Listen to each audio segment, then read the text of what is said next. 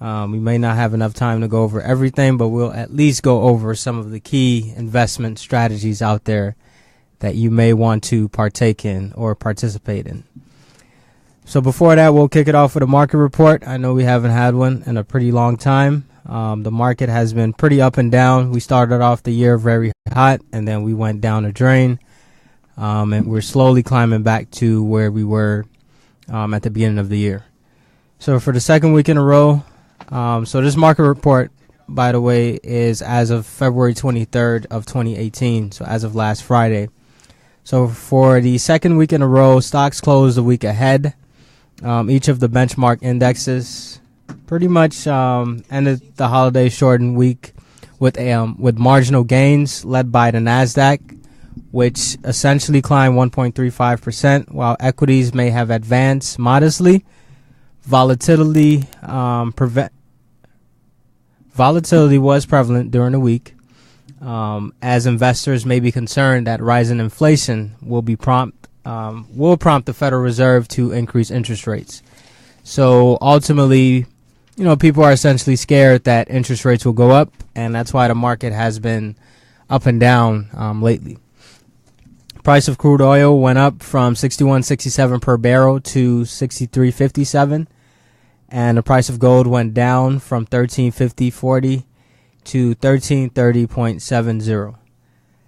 So far in the market this year, the Dow Jones is up 2.39%, and NASDAQ is up 6.29%. S&P 500 is up 2.76%. Russell 2000, 0.89%. Global Dow, 2.16%. So we started off the year very, very hot. We went down the drain. We were almost in the negatives, a few weeks ago.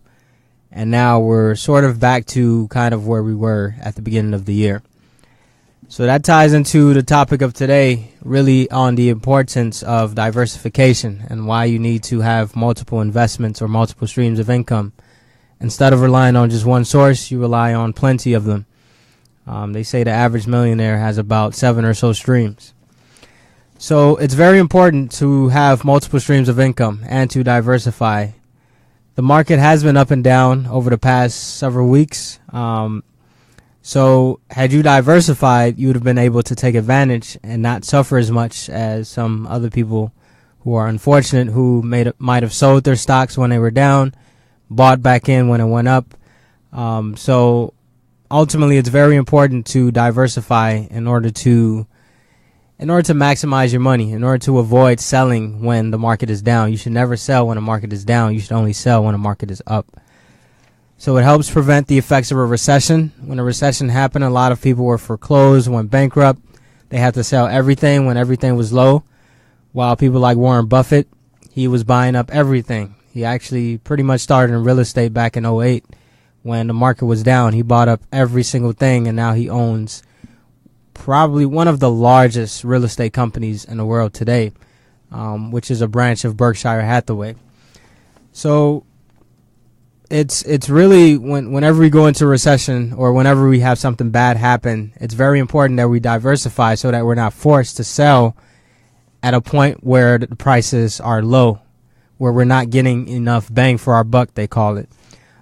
So ultimately, this helps you avoid putting all of your eggs in one basket. You should never put all your money into one investment, ever. That is one of the worst mistakes that you can make, because what if that investment goes down? You lose everything.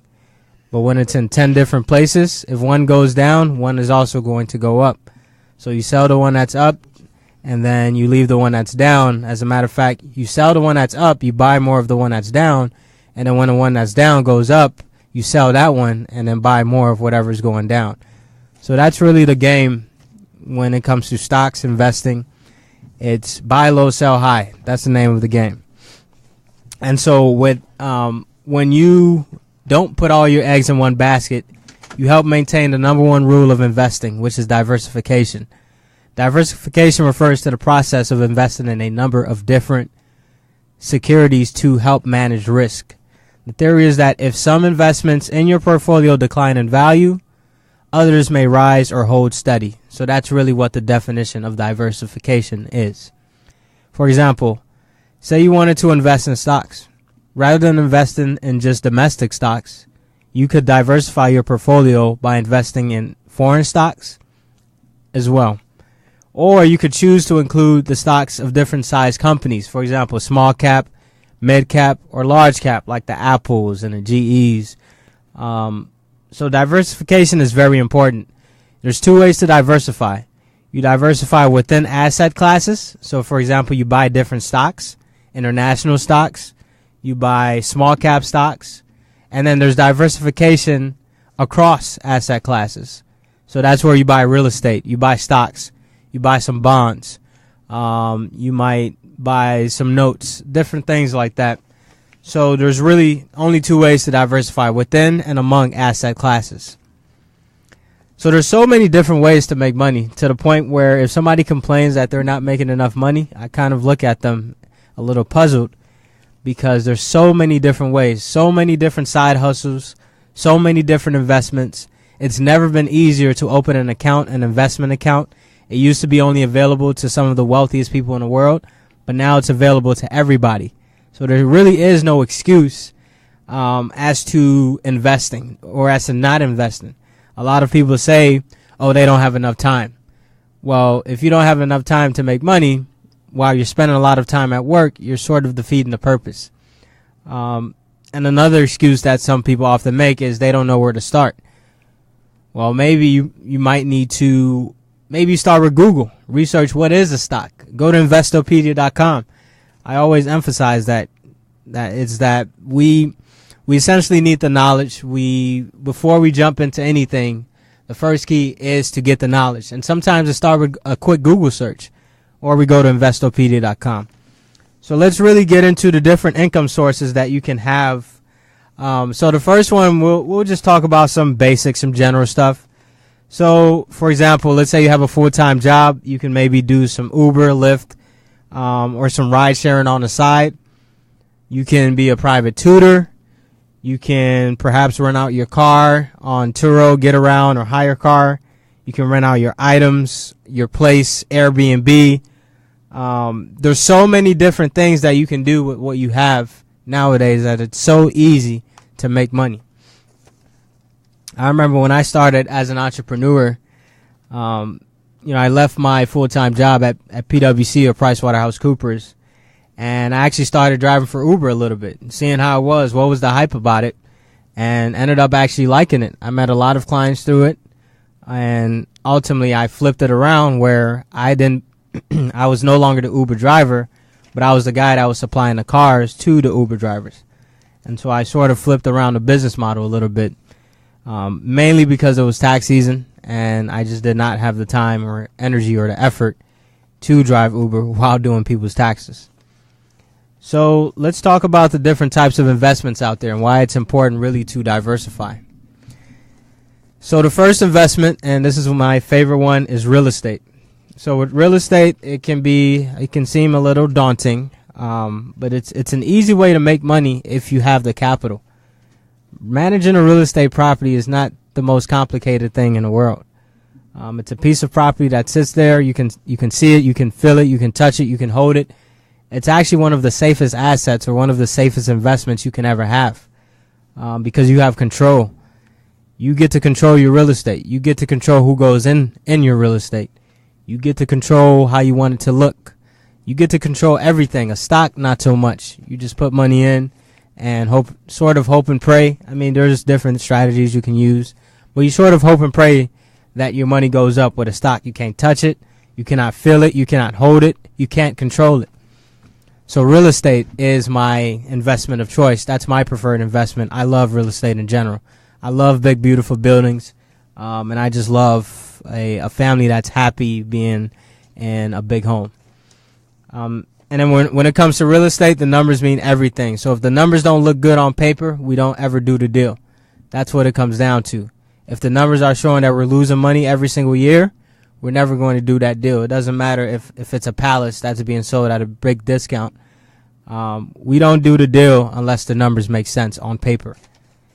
And then you can also, so with real estate, you can either rent, you can do buy and hold, where you buy the property, hold it for a long time, You can do fix and flip, where you buy it cheap, you put some work in it, and hopefully sell it for a nice profit.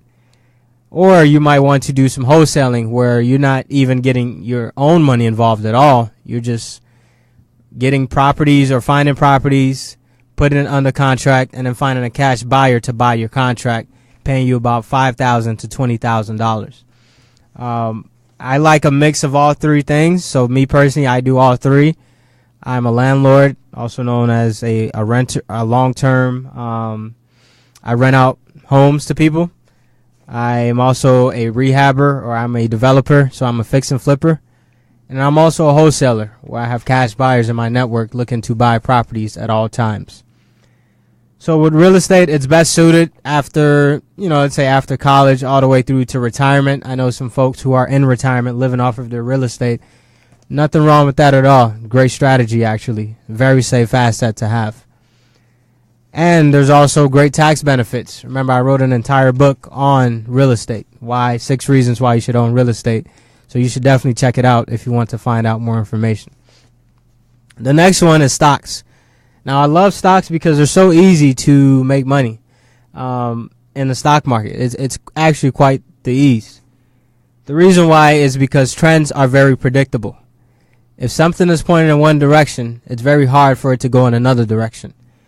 If a 40-year chart is telling you something, it's very hard for 2 years from now to tell you another story. So it's all about reading charts when it comes to stocks. That's why it's so easy to make money in the stock market. It's very easy to get started. Get started with as little as $10, $25 or so. Not like real estate where you need down payments or any of that stuff. You can get started stock as little as $10, $25. As a matter of fact, if you sign up on a site called Robinhood, they give you a free stock.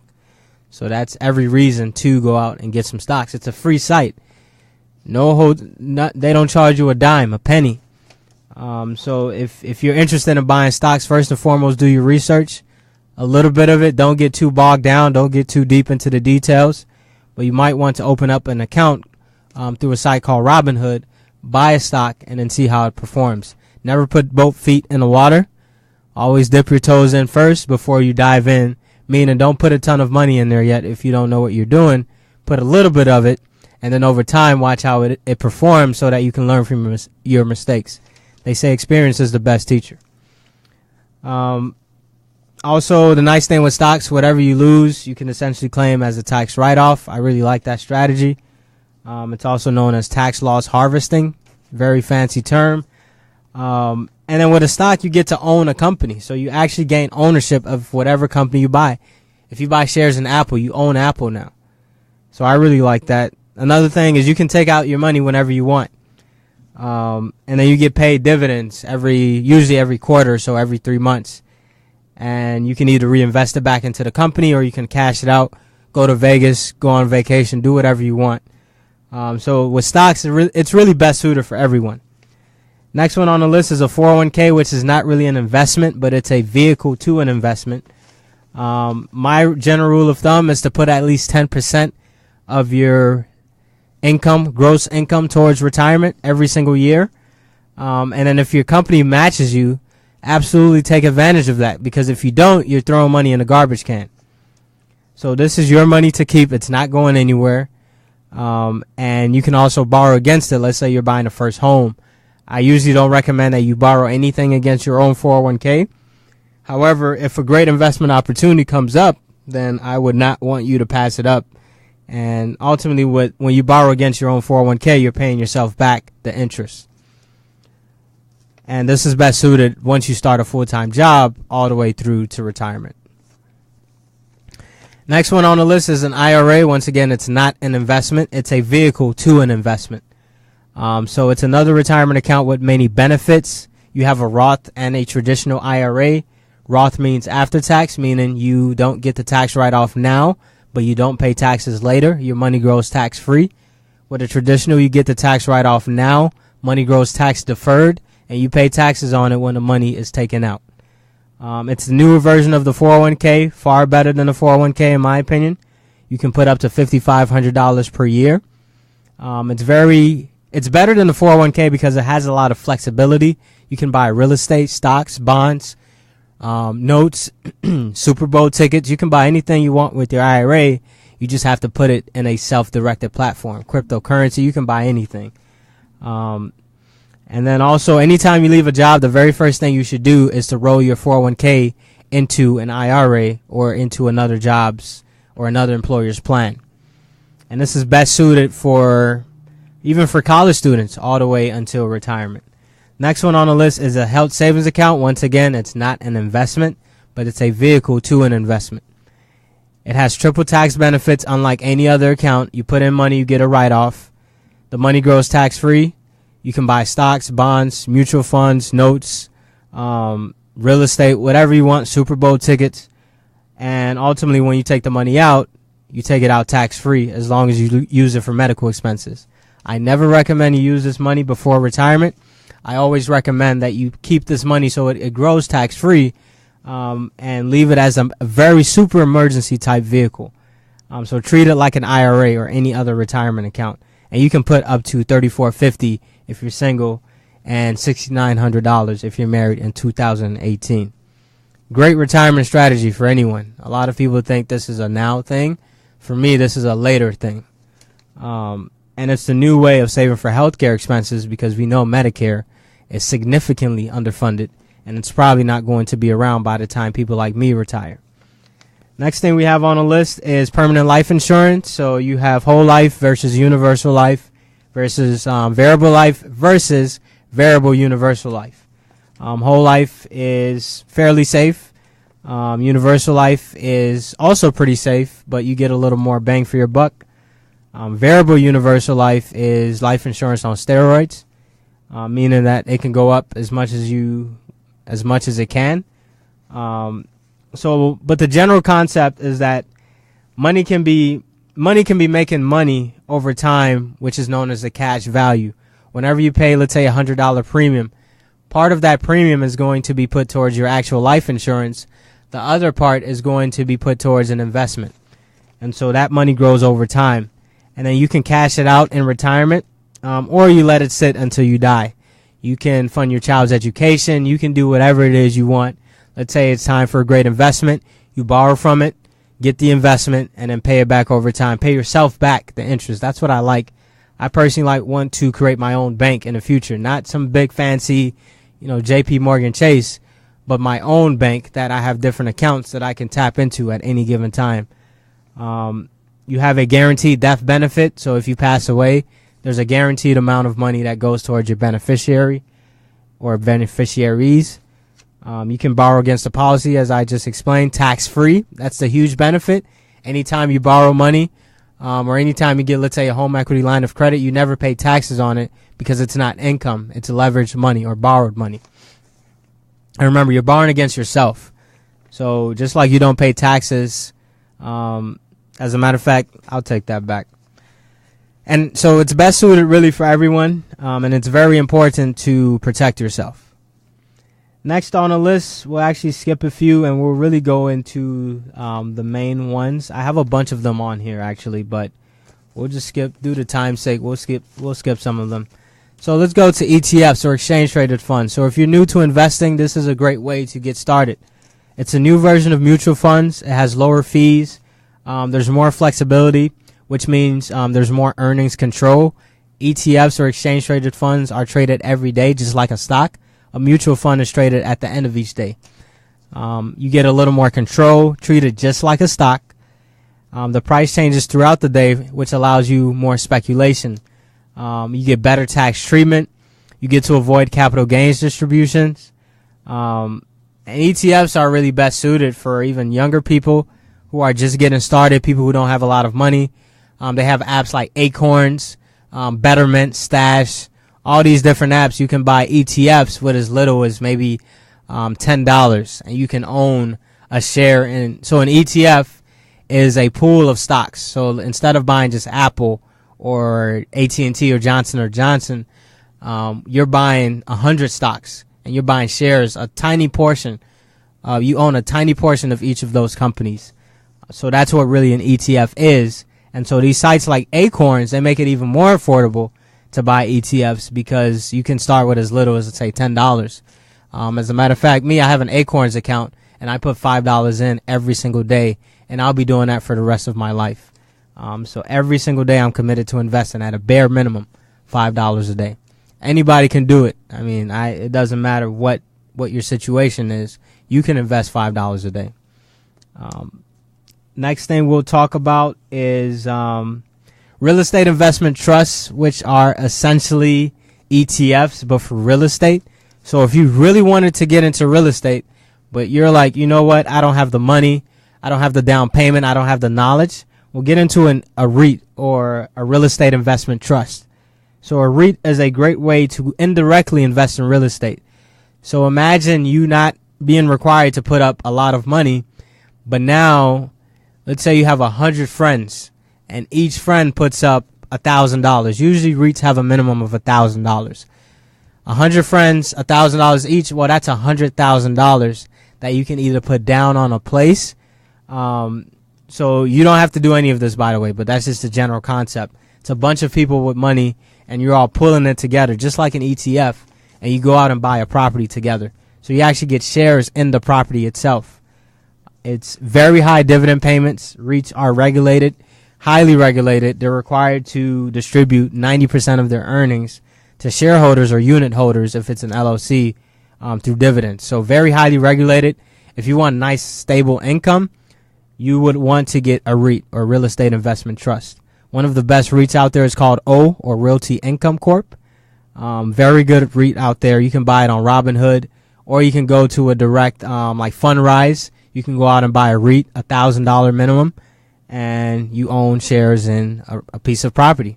So imagine a Starbucks. You get to ultimately, gain shares in a building that's owned by Starbucks. And then really, so that's REITs. And then also, if let's say you're a high net worth investor, or let's say you have a lot of money, and you're looking for some nice tax advantages, you have what's known as an MLP, or master limited partnership. So it's a very tax efficient strategy, really only for the high net worth. So if you're listening and you're a high net worth individual, you might want to look into an MLP. It's treated like a partnership, so some or all of your distributions aren't taxable up to your basis. It's very complicated, but when you're a partner in a company, you have a basis. And so it's not good. It's essentially not good for retirement accounts, since you already receive tax benefits. So an MLP is not something you would want to buy with a retirement account, because your retirement account is already tax advantaged. So this is not something you would want to do. Great for high net worth individuals, and so really that's one of the investment strategies that you should consider. And now, since we have a little more time, I'll just go back into some other investments that you can look into. You have, for example, let's say you're looking to lend out money to people. You have a site called Lending Club, or you have Prosper, where you lend money to everyday people that need it for a very high interest rate. You can loan as little as $25 per person or per loan. Slim chance of default. You have to do your research, lend it out to the right people, do your due diligence. The higher the risk, the more higher chances of you losing your money. I've been on Lending Club for about 2 years now. It's been performing pretty decent, but I'm actually slowly pulling out money because my performance has been going down the drain lately. So for me, I'm reallocating my assets or portfolio and putting more money into real estate and less into sites like Lending Club. And you get paid principal and interest every year, just like you're paying your student loans every year. You get paid principal and interest from somebody else. And so it's best suited for anyone. If you're looking to get started, you don't have much money, $25 into a loan, I don't think it will hurt that bad. And now let's talk about cryptocurrency, which is one of my favorite investments now. So, of course, cryptocurrency, also known as Bitcoin, is really really it's a new type of currency out there where you can, instead of you giving somebody physical money, you are giving them a code, basically. Let's just say it's a code that they have to know, or you have to send it to them. And so once they have this code, they're able to receive funds or the money. It's known as cryptographic algorithms. So this technology is so powerful, so highly respected, that Bitcoin has gone up. I mean, right now Bitcoin is around 11 or 12,000. Last year, the highest it went was about 20,000, and 2 to 3 years ago, it was at like $13. So had you put money in back then, you probably would be a millionaire as you listen to this presentation. So with cryptocurrency, the site is called Coinbase. You get to invest with as little as $10. You put money in, you can buy your Bitcoin, you can buy Ethereum, which I really like. I love Ether or Ethereum. And you can also buy Litecoin, as well as Bitcoin Cash. There's over 700 of these coins out there. So overall, you can buy any coin you want. You might want to stick with the coins that are popular, like Bitcoin, Litecoin, Ethereum. Not those, very small, tiny little coins. So it's the reason why you would want to buy something like this. It's new. It's not at its maturity stage, and overall, you can make a lot of money from it. I know people who are millionaires today because of cryptocurrency. So really, that's pretty much it as far as different investments and things like that. There are other ones out there. I mean, there's thousands and thousands upon investments. You have private equity, annuities, CDs, one of the worst investments in the world, I call it. Treasury bills, retail and other tangible goods, gold, silver, oil. I mean, there's so many of them. So to conclude, though, the point is that you can't just rely on a job. We have to invest money. It's required now because inflation is about 2 to 3%. If our money is not growing at that rate, then we're always going to be losing money every year. So it's no longer recommended to invest. It's now required. And you make your money work 24/7, whether you're asleep, whether you're at a party, whether you're on vacation, you're in Ghana or something. Your money will be working for you instead of you working for it. So your money grows over time. That's how you build wealth over time. Because you deserve it. Ultimately, you can't work hard for the rest of your life. You deserve it. You work so hard for it. So please go out, start an investment account. Robinhood, Coinbase, TD Ameritrade. There's so many of them out there. You can visit my personal website, jeffbadu.com. I have a lot of resources on there. If you're like you don't know where to start, well, go out on our website, read an article. Go to investopedia.com. Just read up on it. So definitely thank you all for tuning in to WGHC 98.3 FM, your voice, your music, your station. Once again, my name is Jeff Badu, and I look forward to continuously delivering you all some content. I'll be back next week, or I haven't been on here for a while, so thank you all for the patience, and I look forward to continuously working with you. Thank you. You're listening to WGHC 98.3 FM. Spoil you, but we are nothing friend. From see the first time, want to trust in skin. Gonna spoil you, get it.